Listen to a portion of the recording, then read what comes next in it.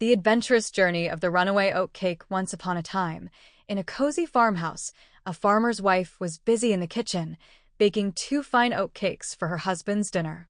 She shaped them with care, patting them gently before placing them by the fire to bake. "These will do nicely for the good man's meal," she said with satisfaction.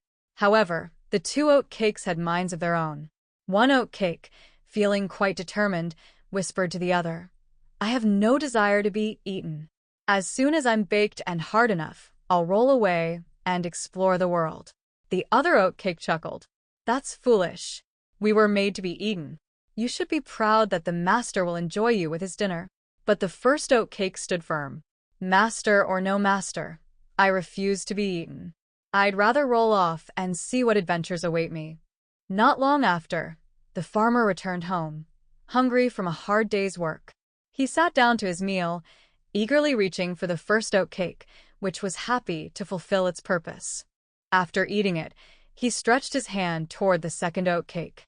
But to his surprise, it slipped right out of his fingers and rolled straight out the door. "I'm off," the oat cake thought triumphantly as it rolled down the road, its journey just beginning.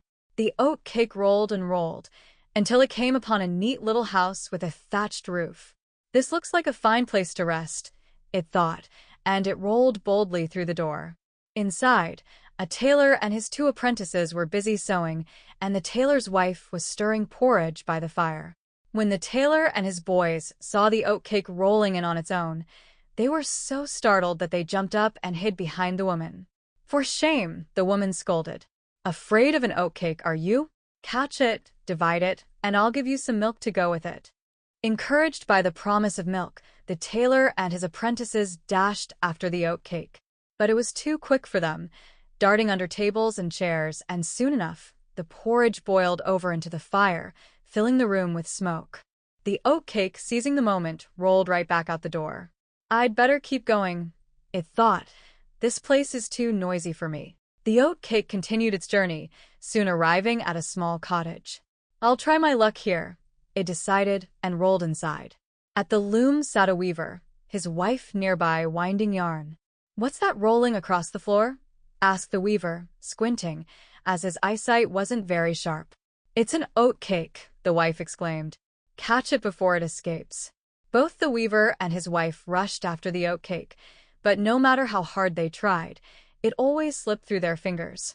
"Throw the yarn over it," the weaver shouted. His wife threw the yarn, but the oat cake dodged it, leaving the yarn in a tangled mess that would take days to unravel. As the couple worked to clean up, the oat cake rolled out the door once again. "That was too hectic," it thought, rolling faster now. "I need a quieter place." Soon, the oat cake came upon a churner in the middle of making cream. "Oh, what a lovely little oat cake," she exclaimed. "It'll go perfectly with my fresh cream. But first, you must catch me," laughed the oat cake, rolling around the churn with surprising speed. The woman chased after it, knocking over the churn in her haste. Cream splattered everywhere, but the oat cake made its escape. "Still no peaceful rest," sighed the oat cake. "Onward I go." The oat cake rolled further down the road until it reached a mill by a stream. It rolled inside, where a miller, covered in flour, was hard at work. "An oat cake," the miller exclaimed, "and I've got just the cheese to go with it. Come in and let's make a feast."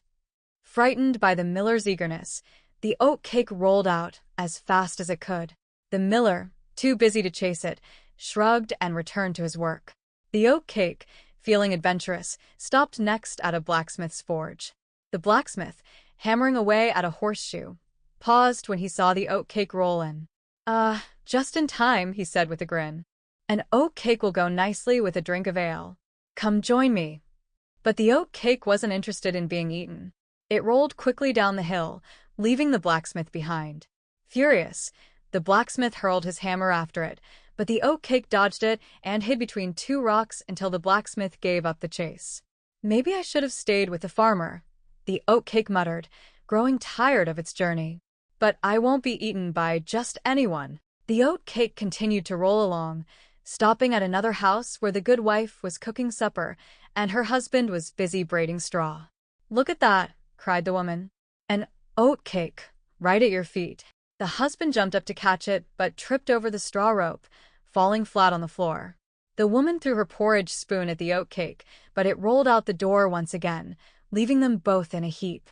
As the sun began to set, the oatcake realized it needed a place to rest. "I'll never find peace if I keep rolling around all night." Just then, it came to a quiet pasture. The road sloped downhill, and the oatcake sped along until, plunk, it tumbled into a fox's den. The fox, who hadn't eaten all day, was delighted by this unexpected snack. Without a second thought, he bit the oatcake in half and gobbled it up in one swift gulp. And so, after all its adventures, the oatcake finally found peace. Though it might have been better off staying with the farmer in the first place.